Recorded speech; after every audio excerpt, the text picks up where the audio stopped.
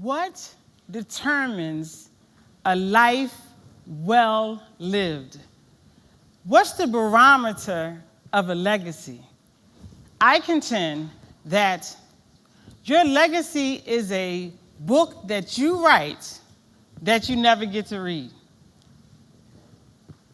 I want to tell you a story now about a woman who thought she had no legacy to live at all. She and I talked about everything. I mean absolutely everything, from the small, mundane, daily things of life to the very large, complicated things of life. One of our favorite topics, motherhood. The joys and challenges of motherhood. And I remember over and over again, she would tell me that 90% of the things I was worried about was because I only had one child. She had 7. We talked about everything, but the conversation that sticks in my mind this day and every day since then is a conversation we had about what kind of a legacy she was going to leave behind. So she was comparing herself to me, and she said that she felt that because I was doing what I loved as a storyteller, I was shaping and molding a legacy that would last for many years after me, and a legacy that had value. And she then remarked, I don't have anything I'm leaving behind. I don't have a legacy. Now this shocked me. So then I went about convincing her. So I mentioned that she spent 37 years with the City of Philadelphia Department of Public Health.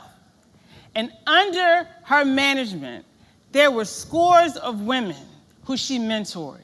There were scores of women who she encouraged to go back to school and get their GED. There was another woman who she encouraged to go pursue her academic pursuits all the way to a master's program. And I've seen the cards that they sent her, the gifts that they sent her. I said, there you go. That's proof that you are leaving a legacy. And to that she replied, that's just a job. And then she told me that when she looks back over her life, now she had been on the planet more than 7 decades. And she said when she looked back over her life is marked with moments of pain. She remembers her earliest memories being 5 years old in kindergarten at Walter George Elementary School in South Philadelphia, otherwise known as South Philly. She remembers playing in the schoolyard and having her big hair bouncing in the wind and hearing her teacher remark to another teacher, she's so pretty to be so D-A-R-K. That's what that white woman said about that black child. And even though she was 5 years old, she knew what that spelled, but more than anything, the way she felt, she knew it was hate speech. And she told me she went home and told her parents. And her parents said, baby, that's something you just gonna have to get used to hearing from white folks. It was 1941. And as she's relaying this story to me in 2011, her eyes are welling up with tears as if that moment was present right there, as if she was experiencing it for the first time. And she told me that when she became a wife and mother, that she made it her business to make sure her 7 children had armor when they left the house, because she understood that sending them out into the world, sending them out into America, that they would be faced with hatred. And more than that, she was determined to instill in them pride for their people. And she told me about how she made sure that all 7 of her children understood that whether it be at a Sixers game or a school assembly, you do not stand up for the national anthem, you do not take your hand and put it over your heart and pledge allegiance to a flag that represents a country that built its legacy on the dehumanization of your people. Now this, thank you. This was in the 50s and 60s and 70s. And those children were faced with ridicule, not from other children, but from the teachers and administration. And she and her husband would go up to the school to fight that battle for their children. And she recalled a time when they were in high school, the three oldest ones. And all of her children wore bush. Now today you would call it an afro. In the 70s, we called it a what? A bush. And her three children were threatened with expulsion because their hair was considered to be ungroomed and distracting.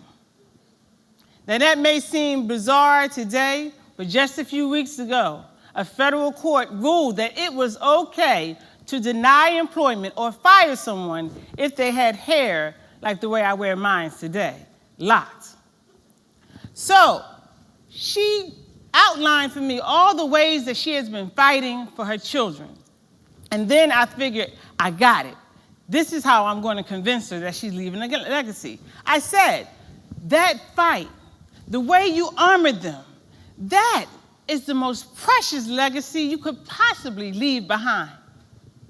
And to that she said, I was a mother. There are lots of mothers all over the world loving their children. There's nothing really special about that. I wish I could tell you that at the end of that conversation, I convinced her. I wish I could tell you that finally she got it, but she didn't. So I wrote a blog about it, and people around the world commented. And still, she didn't get it. And it's one of those conversations I wish I could go back to. You know, those conversations you had and you think of some other things you could have said, but I never got a chance to. Until 2 years after she made transition, I wrote a song about it. And so I want to share that song with you now, and I'm going to need your help a little bit. It's all right if you can't sing. Don't nobody know, all right? All right. So I dedicate this to this extraordinary woman, and if I had a chance to say it today, I would tell her, here's how you know that you have a legacy that you're leaving behind. That book that you wrote while walking on the planet, here's how you know if it was a good story. If you have taught somebody what love smells like, tastes like, sounds like, looks like, then you are leaving a legacy behind.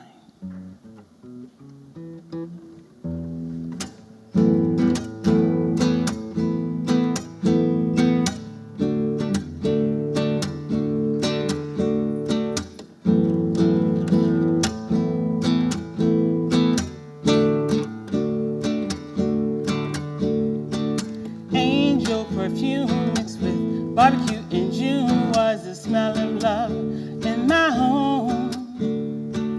I believe in you and there ain't nothing you can do was the soundtrack of my life. At 12:21, where she taught me what love smells like. 12:21, where she taught me what love sounds like. 12:21, where she taught me what love tastes like. 12:21, where she taught me what love looks like. 12:21,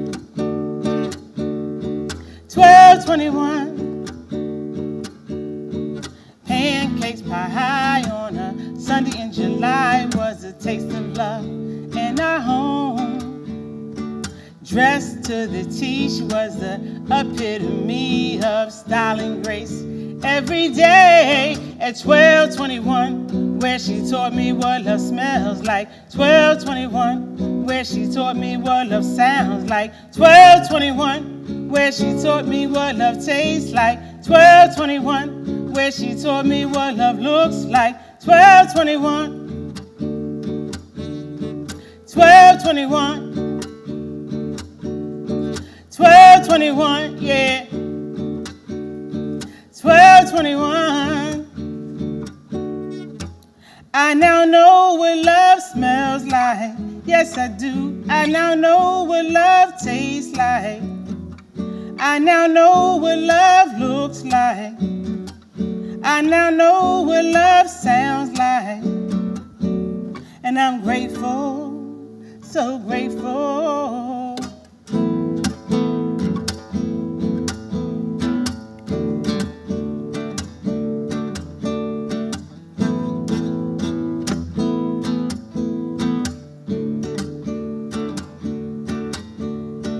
Mommy's now gone, but her love still lives on in every cell of my body.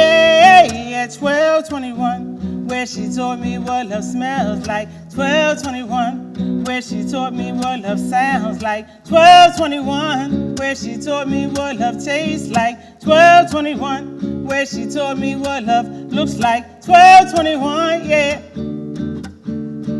1221, my home. 1221, South Philly. 1221, South 20th Street. Can you do that with me? 1221, that's our address. South 20th Street. Let me hear you. 1221, yeah.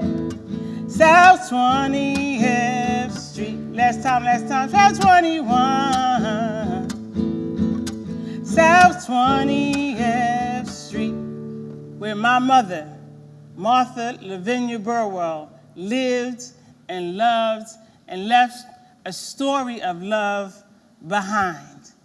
It is said in many African traditions that as long as you speak your ancestors' name, as long as you call forth their story, they live forever in your heart. Ashe.